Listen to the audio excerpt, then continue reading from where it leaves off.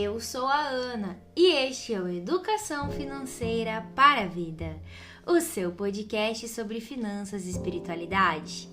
Meu querido e minha querida ouvinte, espero que vocês estejam bem, que estejam se cuidando, que já tenham se vacinado, não importa qual a dose, o importante é se proteger.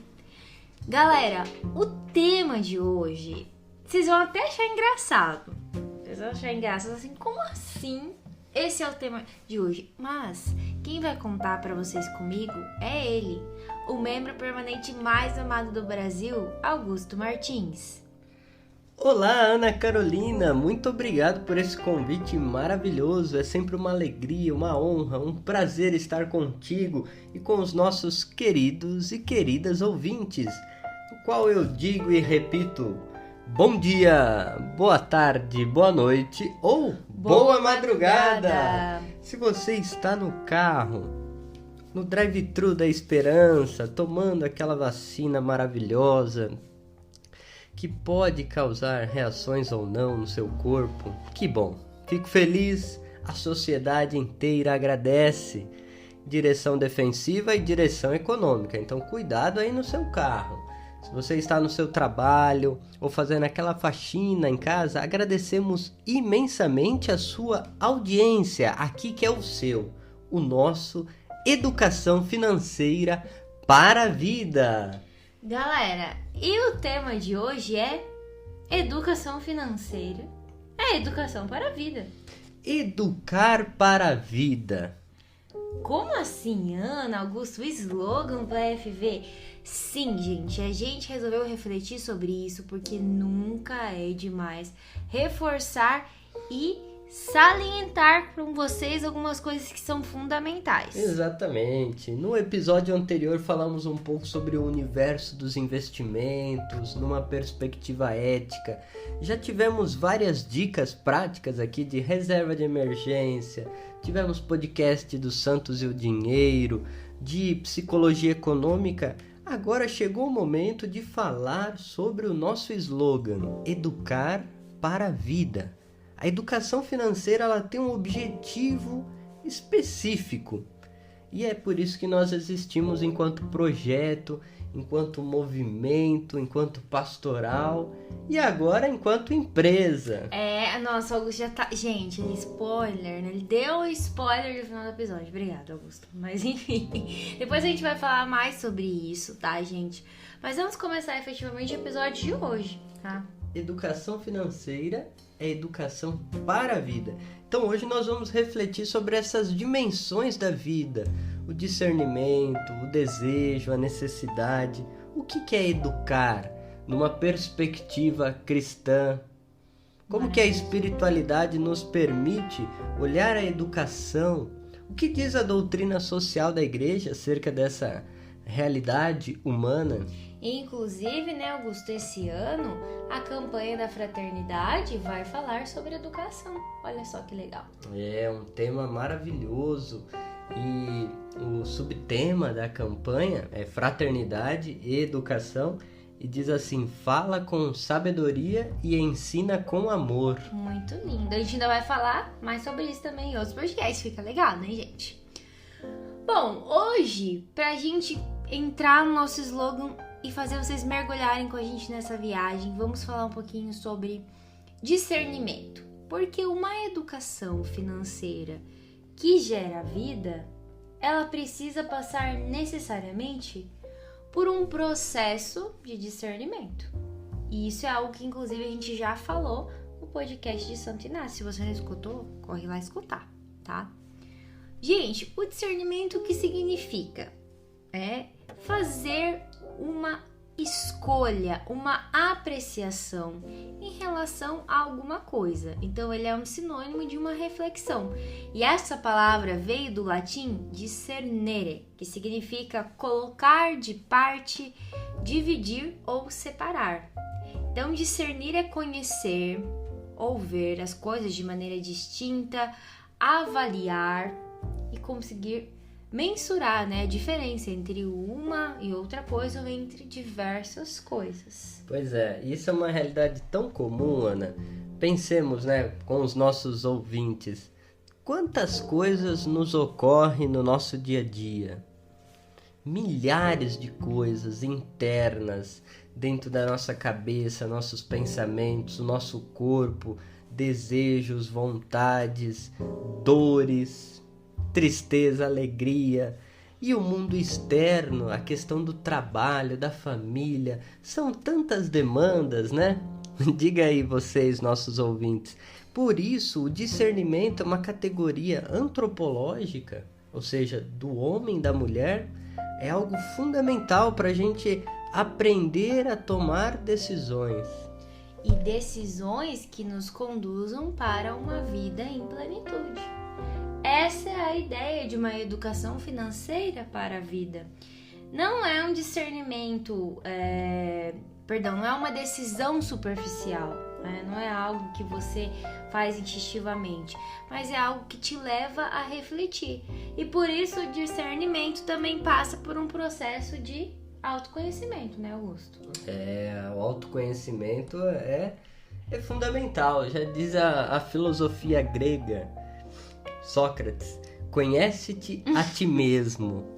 A necessidade de nós, pessoas humanas, a nos conhecermos, quem nós somos, o que eu gosto de fato, ou aquilo que eu estou fazendo é movido por, diz que me diz. Alguém falou que é bom, vai lá e faça. É o famoso, mamãe falou, papai falou que é bom, a cultura disse isso. E às vezes a gente está fazendo coisas que são contra os nossos valores. Então, o autoconhecimento, ele é um percurso humano que nunca tem fim. A gente está sempre aprendendo a quem nós somos, como que nós estamos nesse mundo. E o autoconhecimento é fundamental no processo de educação financeira. Com certeza, Augusto. Em muitas das minhas consultorias, com os meus alunos, com os meus clientes, é muito incrível como a educação financeira gera autoconhecimento e o autoconhecimento gera mais educação financeira. É um processo cíclico em que uma variável influencia a outra. É muito bonito, eu vejo muito isso. Tem pessoas que têm muito claro para elas o que elas querem, se conhecem até relativamente bem, mas quando se questionam com relação às decisões financeiras, elas começam a perceber que talvez elas não se conheciam tanto assim, sabe? Às vezes tem tanta coisa em casa, ou faz tanta coisa, ou se vê endividado, né? Com Exatamente. tantas coisas e de repente, num processo de educação financeira, de autoconhecimento, fala, nossa, olha quantas coisas que eu comprei, olha onde eu fui me meter. E nem era o que eu queria, ou algo que contribuía para minha vocação, para o meu estilo de vida, para o meu projeto de vida. Isso que é o bacana. Então, esse autoconhecimento ajuda a tirar todas essas poluições que a gente tem dentro do processo de educação financeira, que são as questões dos ambientes que a gente convive, como você mesmo citou, da cultura, porque tem coisas que a gente às vezes é tão induzido a querer. Não, cultura de você, por exemplo, jogar na Mega Sena, a cultura de você comprar uma casa, de você comprar um carro, de você comprar determinada coisa. E isso acontece muito, às vezes em vários ambientes que a gente frequenta. Então, às vezes essa vida de trabalho, de correria, não nos permite fazer isso. E daí nesses momentos em que eu paro com os meus clientes e os meus alunos, e aí a gente faz exercícios para que eles reflitam isso. Então é um momento que eles param para pensar nisso, que é algo que a maioria das pessoas não faz sozinho, entende? E é algo muito bacana, viu, gente, que pode mudar muita coisa na nossa relação e no nosso comportamento com o dinheiro. Então, o discernimento e o autoconhecimento estão intimamente relacionados. Andam juntos em tudo, e na educação financeira muito mais. Muito mais.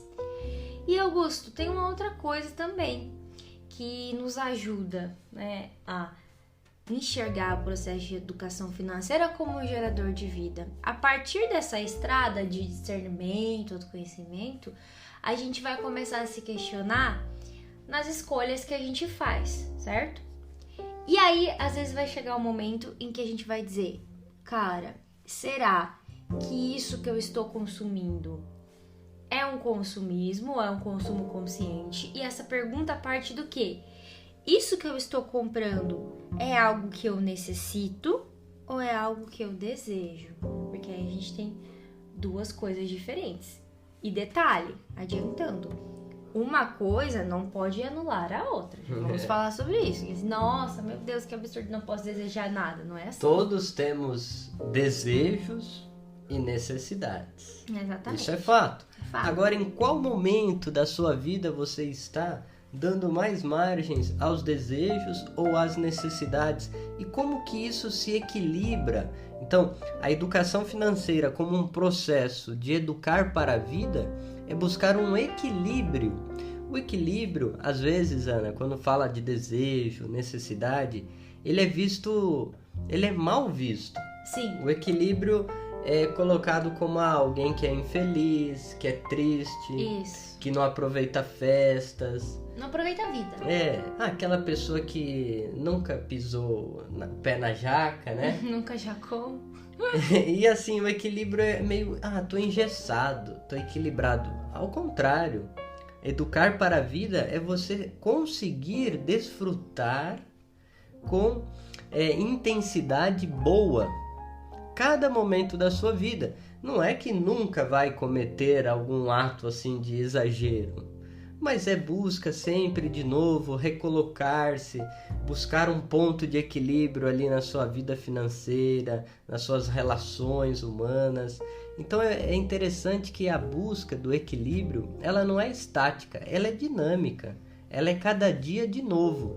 É como um atleta buscando a forma física. Nunca ele para, nunca está totalmente satisfeito. É um processo, nunca para. E assim, é a educação financeira, né?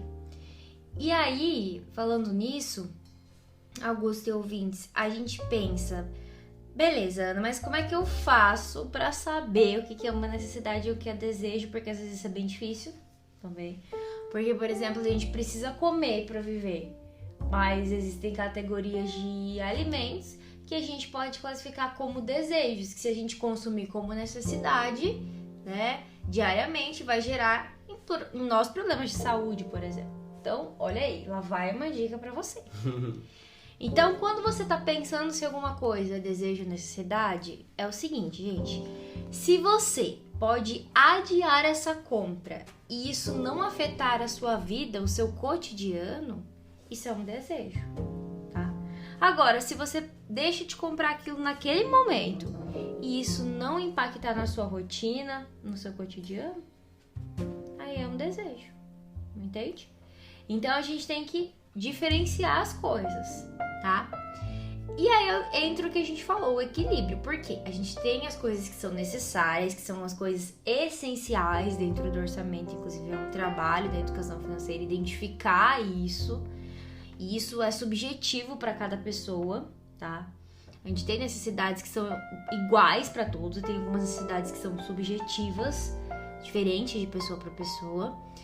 E os desejos, né, são totalmente diferentes também, tá? Mas a gente tem também que consumir coisas que a gente deseja. Por quê? Nós temos que manter esse equilíbrio e aproveitar a vida hoje, tá? Mas qual que é o segredo? Primeiro as necessidades, depois os desejos, porque o desejo é uma coisa que você pode dar uma segurada, dar uma controlada em um momento de dificuldade ou em um momento em que você estiver trabalhando para alcançar um objetivo específico dentro da sua vida, do seu planejamento financeiro, tá? Então é isso.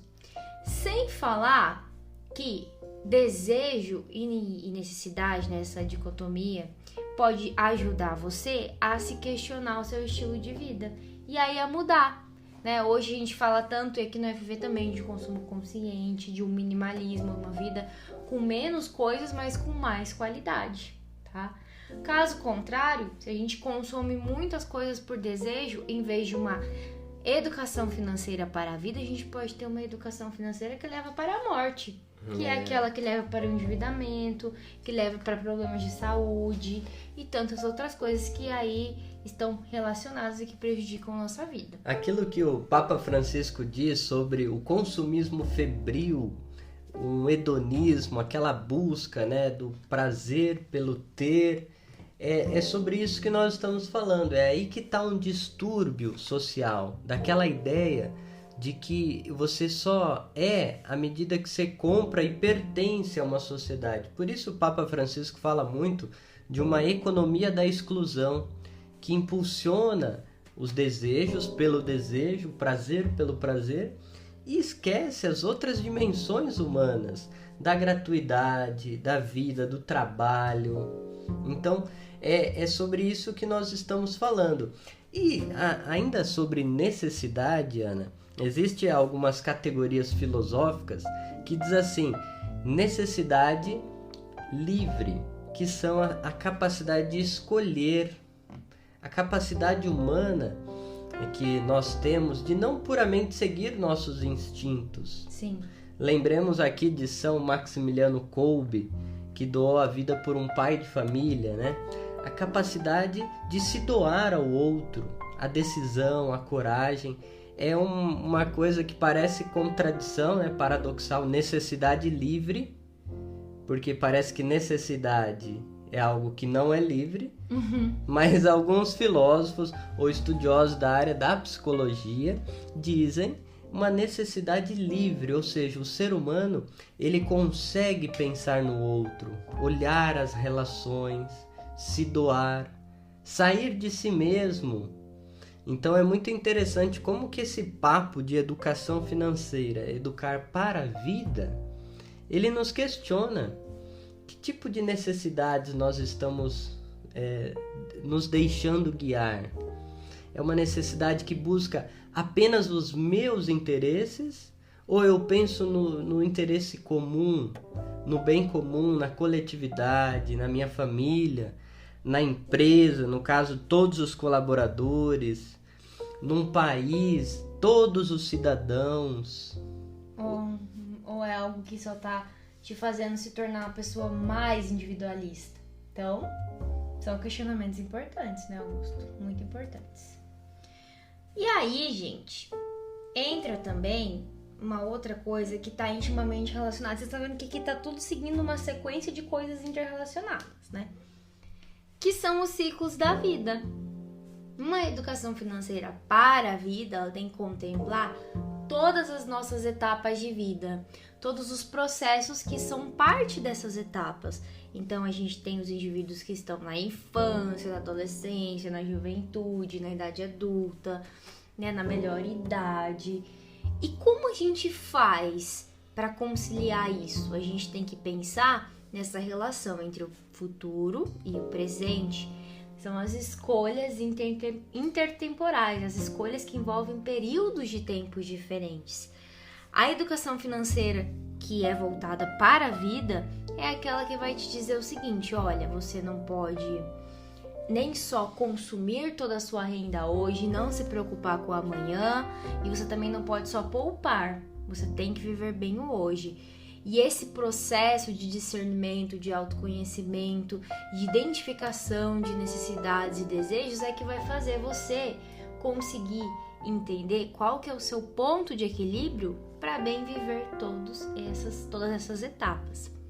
Óbvio, gente, que a gente não está excluindo aqui o fato de que a gente está vivendo um período difícil, que para a maioria dos brasileiros é praticamente impossível você pensar um planejamento a longo prazo, porque a renda não tá dando nem para viver o hoje. Mas a gente quer dizer para vocês o seguinte: não desanimem de cuidar das finanças de vocês pelo fato de a gente estar vivendo um momento difícil. A gente tem que sim se unir para cobrar do Estado políticas públicas que resolvam essa situação, políticas econômicas que resolvam esse problema que nós estamos vivendo hoje de inflação, de desemprego, os juros elevados que prejudicam a maioria da população, tá? Então, que isso seja um motivo de sim, a gente tem que ficar indignado, a gente não pode se calar frente a tudo isso que está acontecendo, essa situação econômica horrível que nós estamos vivendo. E aqui no FV a gente nunca se cala. Mas a gente também tem que fazer a nossa parte. Fazer a nossa parte porque quanto mais a gente faz a nossa parte, mais resiliente a gente vai estar frente ao que pode estar acontecendo. E não se esqueça que toda decisão, ela é uma decisão política. Então, pense bem na hora que você for escolher os representantes do país, porque isso impacta sim na nossa vida. Às vezes a gente fala, fulano de tal, presidente, governador, prefeito, não vai pagar as minhas contas. Ele não paga as suas contas, mas as políticas dele é que determinam os preços das coisas que você consome, os juros daqueles empréstimos e das dívidas que você tem. Então, gente, a gente tem que se conscientizar disso, nunca esquecer. Então, fazer a sua parte, pensar nos períodos de vida que a gente tem diferente, e para você que está passando essa situação difícil, conte com a gente do FV, mas não desista de pensar no planejamento do futuro, porque com certeza dias melhores virão. Olha, Ana, você foi num ponto crucial. Para termos educação para a vida, uma educação financeira, é fundamental essa consciência política. E eu me recordei aqui dos princípios da doutrina social da igreja. Muito bom. Um deles é participação. E olha que interessante que diz, no número 191, a participação pode ser obtida em todas as possíveis relações entre os cidadãos e as instituições. Para tanto, particular atenção deve ser dada aos contextos históricos e sociais em que ela pode verdadeiramente ser posta em prática. A superação dos obstáculos culturais, jurídicos e sociais, que não raro se interpõem como verdadeiras barreiras à participação solidária dos cidadãos à sorte da própria comunidade, exige uma autêntica obra informativa e educativa. Então, participação solidária exige uma autêntica obra de informação e educação.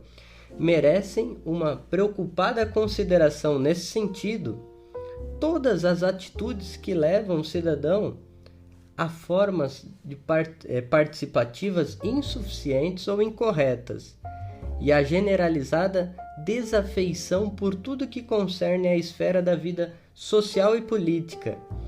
Aqui a gente caracteriza fake news, tudo isso que é insuficiente, que é incorreto para a vida social e política. Atende-se, por exemplo, para as tentativas dos cidadãos de negociar as condições mais vantajosas para si com as instituições, como se as instituições, estivessem a serviço das necessidades egoísticas, e para as praxes de limitar-se à expressão da opção eleitoral, chegando-se também, em muitos casos, a abster-se dela.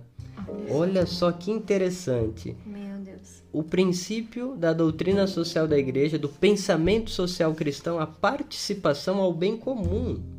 Aqui não está falando necessidades egoísticas de um grupinho, eu estou participando. Não. Aqui é aquilo que o Papa Francisco coloca muito bem, a perversidade do sistema econômico atual é de excluir. E de excluir, não deixar fazer parte os pobres, aqueles que estão em vulnerabilidade social. Então olha que perverso, perde a característica mais própria do ser humano, que é viver em comunidade. É muito interessante você falar essa questão política, Ana. Isso é fundamental, né? A gente vê tantas pessoas sofrendo hoje em tantos lugares no mundo. Aqui no Brasil mesmo, a gente viu casos essa semana de violência contra pessoas negras que foram cobrar seu salário, né? O seu pagamento pelo seu trabalho. Então isso não é uma educação financeira para a vida, e isso está estrutural na nossa economia, no nosso país. A gente vê como está uma situação preocupante. Então a gente precisa, gente, de formação, de pensamento, de estudo e de diálogo sobre finanças, sobre coisas que são importantes de uma maneira saudável. A gente tem que parar com essas conversas, né? Óbvio que tem brincadeiras e situações, mas a gente só fala sobre dinheiro quando é assim: se eu ganhasse na Mega Sena e ficasse muito rica, eu ia fazer isso, isso e aquilo. Ou julgando as outras pessoas, né? Porque foi pedir uma ajuda financeira para alguém.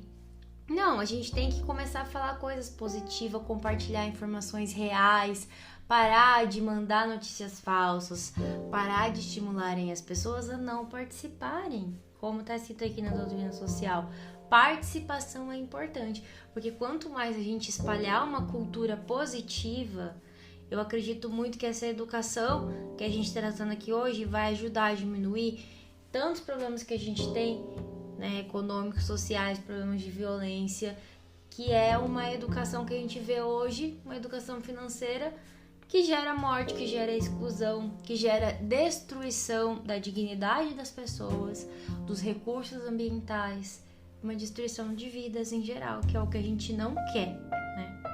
Por isso, Ana, educar financeiramente, educar para a vida, esse é um legítimo ato de amor. Sim. A educação como um ato de coragem, um ato de amor e, com certeza, um ato político. O Papa Francisco diz que a política é uma alta forma de fazer caridade. É caridade. E educar, todos nós somos educadores e educadoras. Isso nos recorda a essência do ser humano. Já entrando para a parte da espiritualidade, na narrativa do Gênesis, da criação, no capítulo 1, no capítulo 2, mais precisamente no capítulo 2, quando no versículo 15 diz que Deus tomou o homem e colocou ele no jardim para cuidar e cultivar. Então, o jardim do Éden é o jardim dos prazeres, das delícias. O homem é convidado a cuidar das delícias da vida, dos prazeres. Cuidar, não dominar, não destruir, não ser aquele algoz da casa comum, né? Destruir o jardim. Então a vocação humana ao cuidado, essa é a essência humana. Então todos nós, por excelência, somos educadores e educadoras, cuidadores. Deus nos confiou essa responsabilidade. Educar é transformar, é criar, é responsabilizar-se pelo bem comum. É um processo gradual que a gente vai assimilando aos poucos. Não é só transmitir um conteúdo, né, Ana? Nas suas consultorias, não é só transmitir conteúdo técnico. Não, isso aí é 5% do trabalho. É conduzir a pessoa a se auto-questionar, a rever o seu padrão de vida, seus pensamentos, seu relacionamento com o dinheiro. Isso tudo vai conduzindo ela a iniciar um processo que nunca vai acabar, né?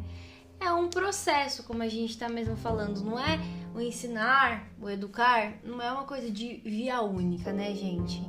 É o dar e o receber.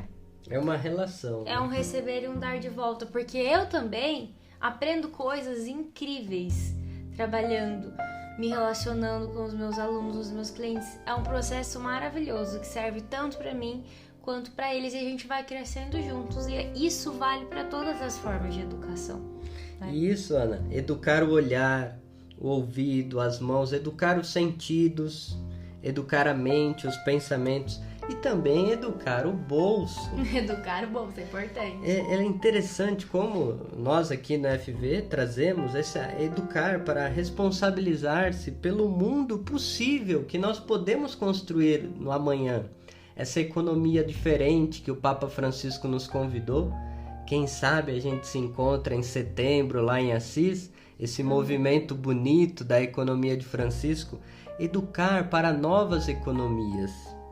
Que é o que nós queremos e trabalhamos. Não só queremos, mas trabalhamos todos juntos e unidos para isso. E a gente convida cada um de vocês a conhecer os nossos projetos, o FV e outros projetos que trabalham com educação, o Pacto Educativo Global, né, que é o outro movimento organizado pelo Papa Francisco, e tudo isso sem esquecer de olhar as nossas realidades. Educar tem que ser a partir da realidade que você e a pessoa que está recebendo, que estão nesse processo, estão inseridos. Então a gente tem que ter esse olhar, saber usar o óculos daquela realidade, para não ser um processo de soberba, um processo de humilhação, porque pode acontecer, né, um processo de a pessoa tentar educar mais humilhar, excluir, né? E não é isso que a gente quer, não é isso que a gente acredita e espera de ninguém. Olha, Ana, eu vou dar um spoiler aqui aos nossos ouvintes. Ao longo desse ano, nós vamos trazer vários educadores para partilhar conosco a pedagogia da misericórdia, o jeito de Jesus ensinar. Porque é isso que é interessante nós refletirmos hoje em dia. Como que é acompanhar processos?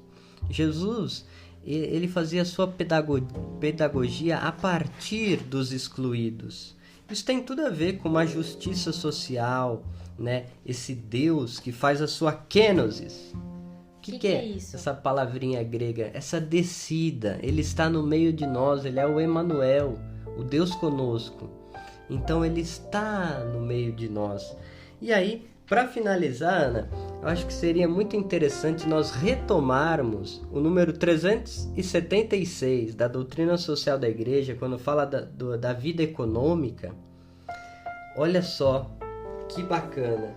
Diz o seguinte: o sistema econômico em si mesmo não possui critérios que permitam distinguir corretamente as formas novas e mais elevadas de satisfação das necessidades humanas, das necessidades artificialmente criadas, que se opõem à formação de uma personalidade madura. Torna-se, por isso, necessária e urgente uma grande obra educativa e cultural, que abranja a educação dos consumidores para um uso responsável do seu poder de escolha, a formação de um elevado sentido de responsabilidade nos produtores e, sobretudo, nos profissionais da grande mídia, além da necessária intervenção das autoridades públicas.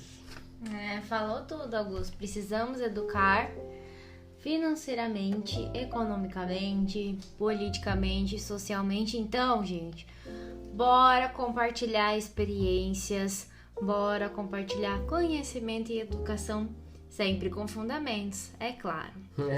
E eu não podia terminar sem antes falar isso aqui, Ana. Me perdoe, os ouvintes Tudo também. Bem. O empenho pela educação e pela formação da pessoa constitui desde sempre a primeira solicitude da ação social dos cristãos. Ou seja, olha lá, você, irmão e irmã cristão, o empenho pela educação e pela formação da pessoa constitui desde sempre a primeira solicitude da ação social dos cristãos. Ou seja, a primeira obrigação, né? Primeira obrigação, primeira função é a gente compartilhar o que a gente sabe, trocar conhecimentos. E é isso que o FV faz com cada um de vocês. Então, se você gostou desse episódio, manda pra geral, espalha essa boa notícia, porque a gente, ama receber novos ouvintes, tá? E por falar em novos ouvintes, hoje nós vamos mandar um beijo. Olha, gente, se eu falar errado, vocês podem me corrigir. Para os nossos ouvintes franceses, François, que moram em Ile-de-France. Olha que chique, não sei se eu falei certo. Merci beaucoup. Mas 80% dos nossos ouvintes da França estão nessa região. Então, um beijo muito especial para vocês. Obrigado por estarem nos escutando e seguindo aqui na nossa companhia. E como eu dei o spoiler no início do episódio, sim, agora o FV nós demos mais um passo para tantas e outras novidades que virão pela frente. Nós construímos agora a nossa empresa.